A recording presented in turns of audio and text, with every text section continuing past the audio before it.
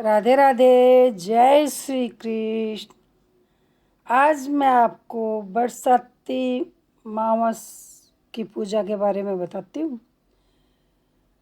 बरसाती मावस को बट सावित्री व्रत भी बोलते हैं। ज्येष्ठ कृष्ण अमावस्या को बरसाती मावस कहते हैं। बरसाती मावस को बड़ की पूजा करते हैं। पानी, मूली, रोड़ी, चावल, गुड़, भीगा हुआ चना, फूल, सूत मिलाकर बड़ पर लपेटते हैं, फेरी देते हैं, बड़ के पत्तों का गहना बनाकर पहनते हैं और बरसाती मावस की कहानी सुनते हैं। भीगे हुए चनों में रुपए रखकर बायना निकालते हैं, फिर हाथ फेर कर सास के पैर छूकर बायना देते हैं। अगर किसी के बहन बेटी गांव में हो तो उसका भी बायना निकालने के लिए भेजना चाहिए। बरसाती मावस की कहानी।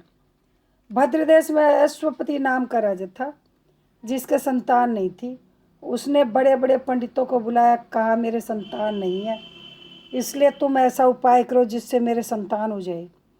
पंडित बोले, भाई संतान तो तुम्हारे एक पुत्री लिखी है जो 12 वर्ष की आयु में विधवा हो जाएगी। राजा ने कहा, क्या मेरा नाम नहीं रहेगा? बाद में खूब यज्ञ हवन इत्यादि कराए। पंडितों ने कहा, उस लड़के से पार्वती की और बरसाती मावस की पूजा कराना। यज्ञ होम कराने से उसकी स्त्री गर्भवती हो गई तो पंडितों ने उसको जन्म पत्री देखकर कहा कि जिस दिन ये कन्या 12 वर्ष की होगी उस दिन ही इसका विधवा हो जाने का योग है, इसलिए इससे पार्वती जी और बड़की बरसाती मावस की पूजा कराना। जब सावित्री बड़ी हुई तो उसका विवाह सत्यवान के साथ कर दिया। सावित्री के सास ससुर अंधे थे, वह उनकी बहुत सेवा करती। सत्यवान जंगल से लकड़ी तोड़कर लाया करता और सावित्री को मालूम था कि वह जिस दिन 12 वर्ष की होगी उस दिन उसके पति की मृत्यु हो जाएगी। जिस दिन वह 12 वर्ष की हुई उस दिन वह अपने पति के सामने हाथ जोड़कर बोली, आज मैं आपके साथ चलूंगी। सत्यवान बोला, तुम मेरे साथ कैसे चलेगी? मेरे अंधे माँ बाप की सेवा कौन करेगा? अगर वो कहेंगे तो ले चलूँगा। फिर वह अपने सास ससुर के पास गई और जाकर बोली, आप कहें तो आज मैं जंगल देखने चली जाऊँ। वे बोले, बहुत अच्छी बात है, चली जा। जंगल में जाकर सावित्री तो लकड़ी तोड़ने लगी और सत्यवान पेड़ की छाया में सो गया। उस पेड़ में सांप रहता था, उसने सत्यवान को डस लिया। वह अपने पति को गोद में लेकर रोने लगी। महादेव और पार्वती जी वहाँ होकर जा रहे थे। उसने उनके पैर पकड़ लिए और बोली, मेरे पति को जिंदा कर दो। वे बोले, आज बरसाती मावस है, उसकी तो पूजा करेगी तो तेरा पति जिंदा हो जाएगा। इससे वह खूब प्रेम से बड़ की पूजा करने लगी। उसने बड़ के पत्तों का गहना बनाकर पहना जो हीरे मोती के हो गए। इतने में धर्मराज के दूत आ गए। उसने उसके पति को ले जाने के लिए कहा। सावित्री ने उसके पैर पकड़ लिए। यमराज बोला, तू वरदान मांग, जो मांगेगी सो मिलेगा, लेकिन इसको तो मैं लेके जाऊंगा। सावित्री ने कहा, मेरे माँ बाप के पुत्र नहीं है, वे पुत्रवान हो जाए। धर्मराज बोला, सत्य वचन हो जाएगा। फिर वह बोली, मेरे सास ससुर अंधे हैं, उनके नेत्रों में ज्योति आ जाए। धर्मराज ने यह वर भी दे दिया, पर सावित्री ने धर्मराज का पीछा नहीं छोड़ा। धर्मराज ने कहा, अब तुम्हें और क्या चाहिए?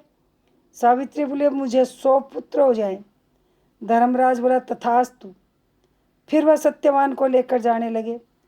तब सावित्री बोली, हे महाराज, आप मेरे पति को ले जाएंगे तो पुत्र कहाँ से होंगे?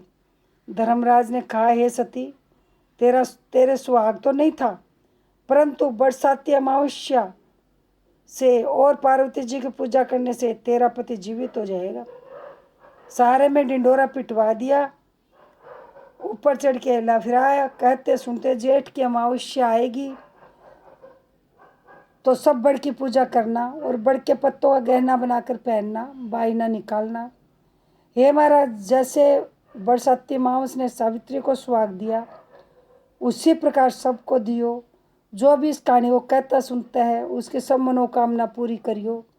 बरसाती मावस को बट सावित्री व्रत वर अमावस भी कहते हैं। इसके बाद गणेश जी की कहानी कहते हैं, वो ज़रूर कहनी चाहिए। 7 बार या 14 बार कच्चा सूत बड़ के लपेटना चाहिए। और यदि घर में बड़ ला के पूजा करते हैं गमले में तो वहीं लपेट देना चाहिए। और कम से कम 8 या 108 परिक्रमा करनी चाहिए बड़ की। और सुहाग का आशीर्वाद मांगना चाहिए। बरसाती अमावस को बड़ के पेड़ के नीचे जाके पूजा करते हैं, लेकिन कुछ जगह ये भी रिवाज है कि बड़ की टहनी घर में ले आते हैं और पटड़े के ऊपर रख देते हैं। एक पटड़ा बिछाकर उसके ऊपर गमला रख लेते हैं और गमले के अंदर टहनी दबा देते हैं। फिर उस बड़ की टहनी के टिक्का लगाते हैं, मूली चावल रोड़ी से उसकी पूजा करते हैं। और चने और जो बिजोड़े हमने भिगो रखे हैं वो चढ़ा के उससे उसकी पूजा करते हैं। 7 बार 21 बार 14 बार जैसे जिसके रिवाज है उतनी बार सूत लपेट देते हैं और अपने भी टिक्का लगाते हैं। और फिर गणेश जी की कहानी, लास्ट में गणेश जी की कहानी करते हैं। बाणा निकाल के घर में सास ननद जो भी बड़ा हो उस